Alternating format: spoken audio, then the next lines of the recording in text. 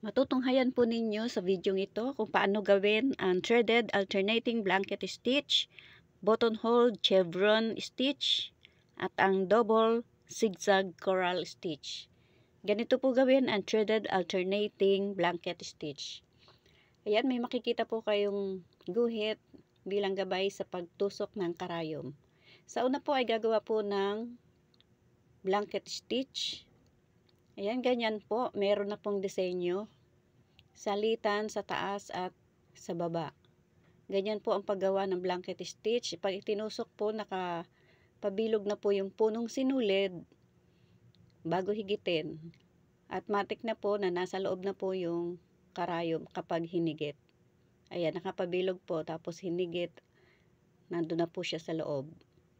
Ayan, ganyan lang po ang paggawa ng blanket stitch. At pagkatapos po niyan ay lalagyan po natin ng ibang kulay na sinulid. Ayan, ganyan po. Ipapasok lamang po yan karayom diyan, salitan din po sa taas at sa baba.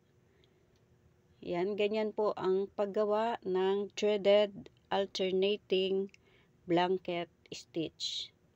Ayan, yan po ang itsura ng threaded alternating blanket stitch. At ang susunod naman po ay ang buttonhole chevron stitch.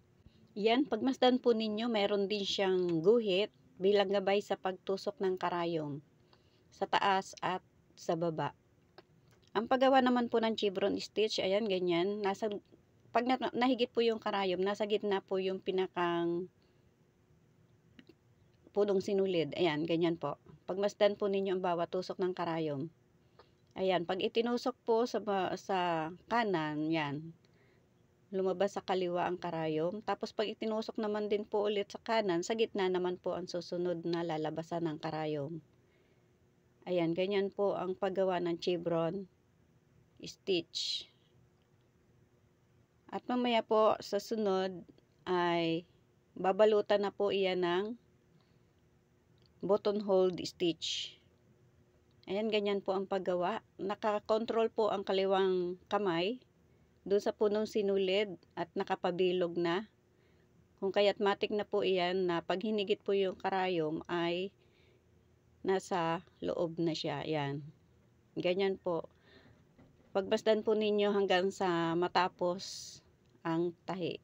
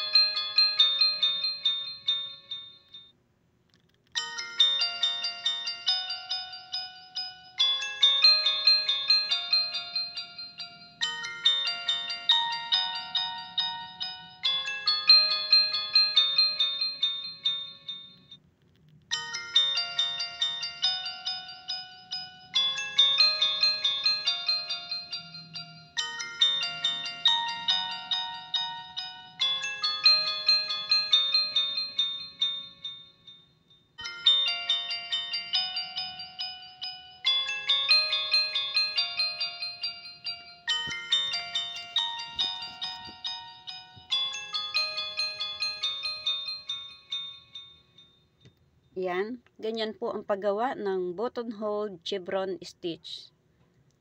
Ganyan po ang itsura niya. At ang susunod naman po ay ang double zigzag coral stitch. Ganito po gawin. Ayan, may makikita po ulit kayong guhit bilang gabay sa pagtusok ng karayom. Sa una po ay gagawa po muna ng coral stitch. Ayan, ganyan po gawin ang coral stitch. Pag itinusok po, ayan, katulad niyan. Pagmasdan po ninyo yung nasa babang guhit. Yan, itinusok po. Tapos ay iniikot lamang po yung punong sinulid doon sa dulo ng karayom. Ayan, ganyan po ang pag-ikot ng sinulid sa dulo ng karayom. Ayan, ganyan po ang paggawa ng double zigzag coral stitch. Sana po ay nagustuhan ninyo ang video ito. Sa mga hindi pa po naka-follow and subscribe, please follow and subscribe. Thank you for watching.